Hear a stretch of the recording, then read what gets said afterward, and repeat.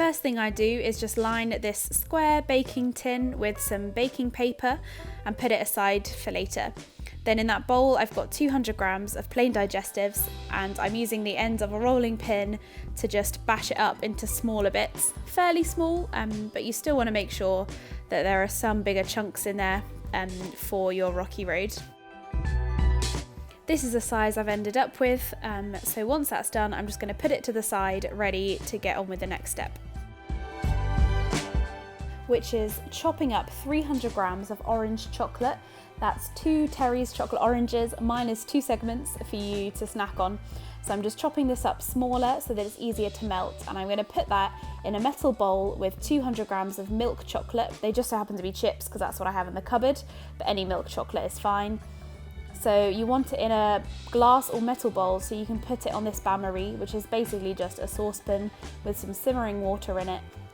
Don't let the water touch the bottom of the bowl because you just want the steam to be the thing that is heating up the bowl, which allows you to melt the chocolate really nice and slowly until it's all melted like this.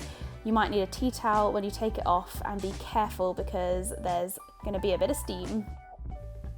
To your melted chocolate, you're just going to add 150 grams of mini marshmallows. Give that a good stir until it's all combined.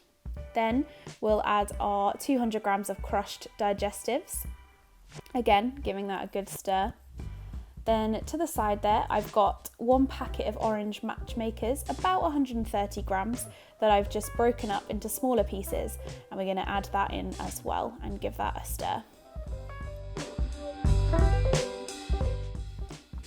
Once everything's combined, just get your tin from earlier that's been lined and put your mixture into the tin. It's going to be quite gloopy and sticky because the marshmallows melt slightly. And then with the back of your spatula, just push the mixture all the way into the corners. Make sure that all the sides are filled up, that it's got fairly straight edges, and that just means it will cut a bit more neatly.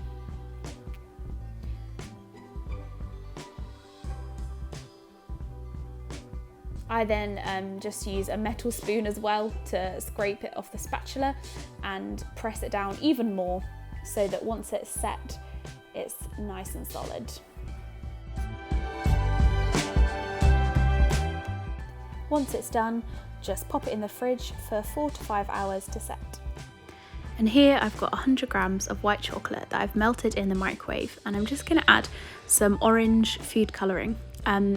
It'll work best if you get hold of the paste food colouring rather than the bottles of like liquid that you get normally, because the paste is a lot stronger, so the orange here, as you can see, is much more vivid because it's a paste. So just stir that in, and then I'm going to put this in a piping bag to drizzle over the top. You could just as easily use a spoon or something, but I had piping bags in the cupboard and I don't know, I find it easier to control, so I decided to use that and just, drizzled that all over the top. While the chocolate on top is still wet, I'm going to use some Gold Star sprinkles and sprinkle them generously over the top. You can use whichever ones you've got handy. And then I've got some chocolate orange mini segments and just laying those, not particularly evenly actually, all over the top until it's all completely covered. Now putting that back in the fridge to set. These are perfect for sharing, so I've wrapped them up and shared them with a friend.